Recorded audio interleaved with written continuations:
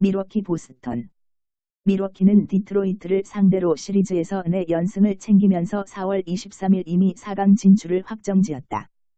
보스턴 또한 인디애나를 상대로 4연승을 가져오면서 23일 일찍이 4강을 확정지은 만큼 양팀의 체력은 거의 리셋된 상황.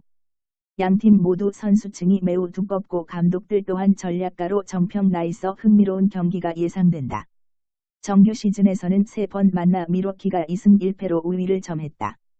하지만 3경기 중 2경기가 5점차 이내로 승패가 결정됐을 정도로 치열했는데 양팀 모두 중심 전력이 확실한 데다 감독들의 전술 구현이 완벽하게 이루어진 팀들인 만큼 항상 양팀 모두 100점 이상의 득점이 나왔다. 밀워키에는 아데토쿤보와 미들턴이 공격을 주도하며 보스턴에는 어빙과 테이텀이 나선다. 이 선수들만으로도 균형이 맞춰지는데 두 팀 모두 안정된 주전과 벤치 전력을 구축하고 있어 매치업 순서가 매우 중요해 보인다.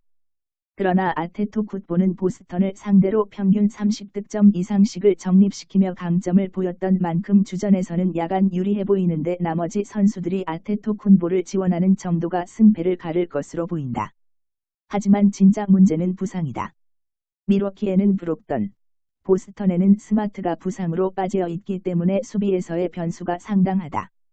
마지막까지 라인업을 확인해 보아야 알겠지만 이들 중 누구 한 명만 복귀한다면 그 팀이 승리를 가져갈 가능성이 높다. 보스턴은 밀워키 못지않게 양질의 슈터들을 보유하고 있다. 하지만 선수와 전력의 구성이 거의 비슷한 양팀의 포지션에 유일하게 다른 것이 있는데 아데토쿤보와 어빙의 포지션이다. 아데토쿤보가 어빙보다 골 밑에서 더욱 적극적인데 어빙의 슛감이 그만큼 중요하다.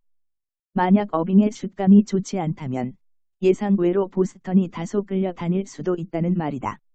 외곽에서의 지원이 비슷할 것으로 보인다. 밀워키 승리가 약간 더 나아 보이는 가운데 안전하게 가려면 오버로 가자. 골든스테이트 휴스턴. 골든스테이트는 불과 이틀 전까지 경기를 했다. 단 이틀간의 휴식을 가졌을 뿐인데 휴스턴의 경우 25일 플레이오프 2라운드를 확정짓자마자 골든스테이트가 당연히 이길 것이라 생각하고 오클라호마로 와서 현지에 적응했다. 안 그래도 골든스테이트가 체력적으로 열세를 보이고 있는 상황에서 악재가 하나 더 있다. 스테픈 커리와 클레이 톰슨이 부상 여파로 출전이 불투명하기 때문이다. 커리와 톰슨은 플레이오프 1라운드부터 오른쪽 발목이 좋지 않았던 것으로 알려졌다. 스티브 커 감독은 지난 라 클리퍼스와의 6차전 이후 두 선수의 부상을 공식적으로 인정했는데 리그를 대표하는 백코트 콤비이고 이번 플레이오프에서 평균 42득점을 합작할 정도의 경기력을 보이고 있어 당연히 공격력 하락이 있을 것이다. 게다가 톰슨은 리그 최고의 수비수 중 하나인 만큼 수비에서의 약점도 있을 것이다. 상대팀인 휴스턴이 부상 선수 없이 100% 전력으로 경기에 나서는 만큼 여러 포지션에서 열세를 보일 것으로 보인다. 정규 시즌에서 휴스턴이 골든스테이트를 상대로 3승 1패를 기록했다는 것도 잊어서는 안 된다. 게다가 하드는 정규 시즌 골든스테이트를 상대로 평균 33.3점을 올렸을 정도로 강점을 보였는데 다만 하드는 골든스테이트를 상대로 야투가 좋지 못했다는 점에서 약점이 없지는 않다. 그리고 플레이오프 1라운드에서 골든스테이트가 클리퍼스에게 2경기를 내준 것은 벤치 화력 차이 때문이었는데 휴스턴은 벤치가 강한 팀이 아니다. 오히려 약한 팀. 그럼에도 불구하고 골든스테이트와 휴스턴이 맞붙을 때 떠오르는 가장 중요한 전술적 코트는 스위치 수비다. 그런데 이럴 때 중요한 것은 선수들의 개인 수비 능력. 이런 상황에서 휴스턴은 전력이 모두 출전할 것으로 보이는데 골스는 탐슨과 커리, 커즌스의 결장 가능성이 저지 않다. 결국 골든스테이트는 이 부분에서 케빈 듀란트에 의존할 수밖에 없을 것이다. 하지만 휴스턴은 미리 오클라호마에 와서 골든스테이트를 상대한 데뷔를 한 팀이다. 듀란트에 치중되는 아이솔레이션 게임에 당연히 전략을 세워왔을 것이다. 휴스턴의 승리가 예상된다. 시애틀 텍사스. 시애틀은 직전 경기 텍사스를 상대로 15-1로 완패를 당해 3연승에 실패했고 텍사스는 드디어 5연패에서 탈출했다. 시애틀은 이번 경기 에릭 스완슨이 선발판 하는데 지난 시즌 트리플A에서 2.66을 기록해 이번 시즌 콜업되었다. 이번 경기가 메이저리그 선발 데뷔전인데 회전수가 많은 직구를 던지고 있다. 낮은 스트라이크 존에서 라이징 특성을 보이는데 슬라이더, 체인지업 등을 구사할 수 있다. 고종 가치가 높다고 볼 수는 없지만 직구의 커맨드가 지난 시즌에 비해 조금 나아졌다고 한다.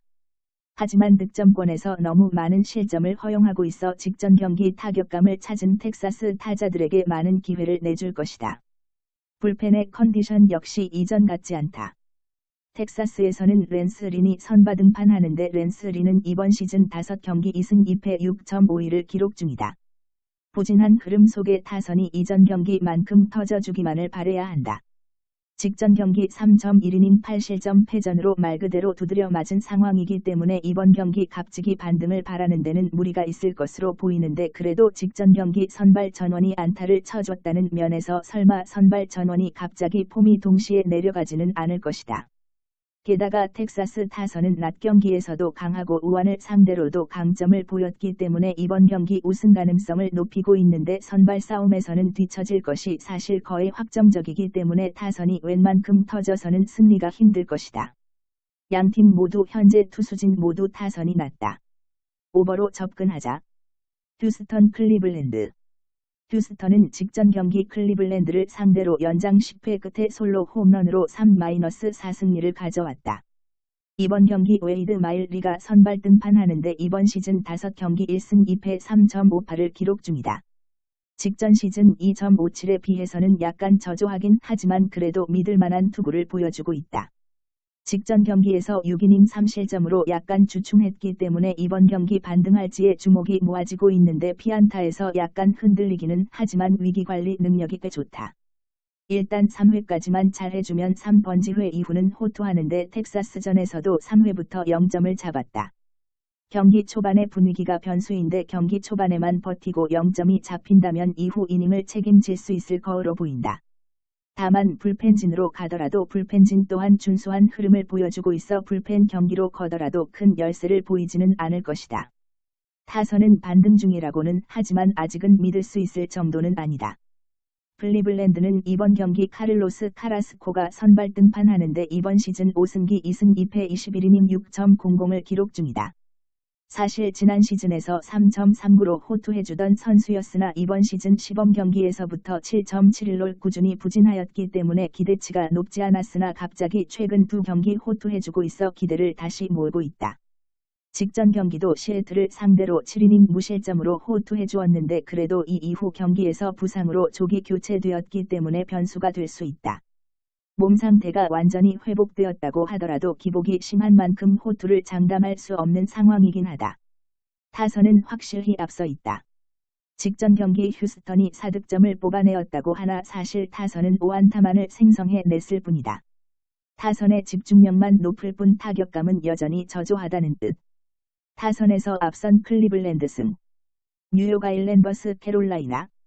아일랜더스는 48승 34패로 메트로폴리탄 디비전 2위 캐롤라이나는 46승 36패로 메트로폴리탄 디비전 4위를 기록했던 팀이다. 아일랜더스는 피츠버그를 상대로 사전 전승을 가져와 일찍이 동부 준결승으로의 진출을 확정지었다.